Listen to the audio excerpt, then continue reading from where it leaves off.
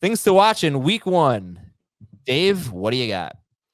Let's start with the Ravens offense, which we've seen next to nothing from this preseason. Really curious to see how they operate.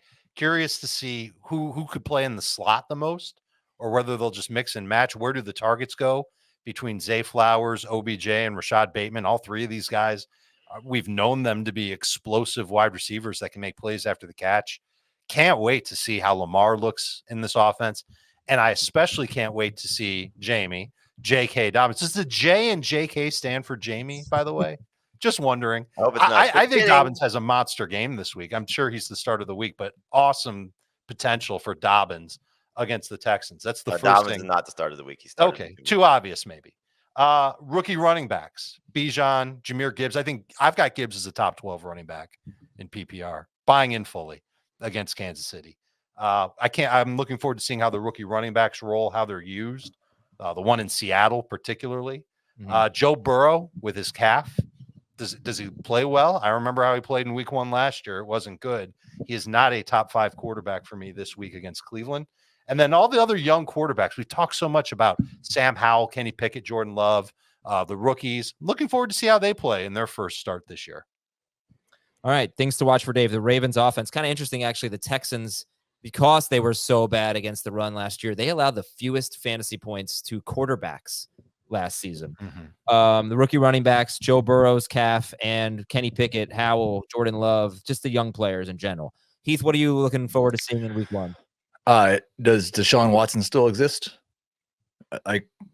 Does that guy come back, or do we get last year's Deshaun Watson, which was just absolutely atrocious? I think like the Daniel Jones one's interesting. I think I'm the high guy on him this week, and we had conversations about how the Giants were going to throw more because they were going to be playing from behind, and he averaged 11 more pass attempts per game last year when they lost. Yeah, he was also terrible when they lost. His production was much worse. And so I want to see if Darren Waller makes that difference. Can Daniel Jones go out there and throw the ball 35 to 40 times like he's going to need to do against the Cowboys and actually give me fantasy success?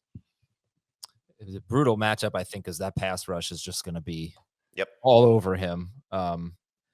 Gosh, let me just tell you the history there. Because, like, if we're saying that, then 4 games that he's going to be behind are going to be brutal matchups because of that pass rush. The Cowboys and the Eagles, right? I think the Eagles are week 18. So, okay, it's only 3. I think the Cowboys have won like 9 of the last 10 games against the Giants, and the only loss was with Andy Dalton. 11 of the last 12 games. But if Daniel Jones is much better as a passer, then those losses where he throws a lot should be better for him for fantasy. Yeah. And they're an offense to watch for sure. Anything else? Deshaun Watson, Daniel Jones, or should we go to Jamie? Go ahead.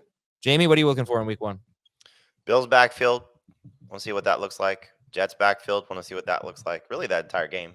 Just Kincaid's usage and how he comes across. But, Aaron Rodgers, is he going to be the MVP Aaron Rodgers that we saw? Not from necessarily a production standpoint, but just from a play standpoint. And is it going to be a lot of Garrett Wilson, which is what we hope? But, seeing obviously a lot of the new things is Raheem Mostert going to hold up, at 31 years old as the lead running back for Miami, and who will they use to spell him? Is it going to be, A-Chain coming off the shoulder injury, or is it going to be more of a Savon Ahmed type of situation and we just get another messy situation? So, but really that game between the Jets and the Bills is a big discovery one for me, just to see, can Cook sort of ascend from, Damian Harris and I hope not, but Latavius Murray.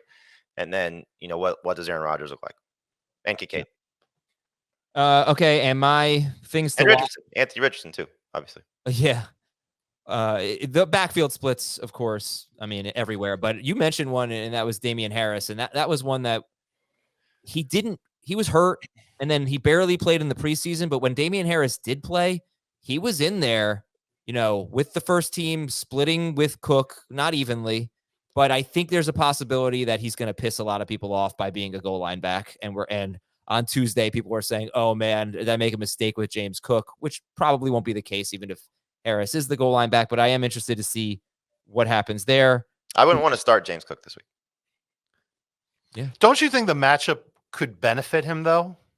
I don't think the Jets running back more, yes. What'd you say, James? If they threw to their running backs more, yes. I think that's part of their plan this year. And I think in this matchup against the Jets, that makes a lot of sense.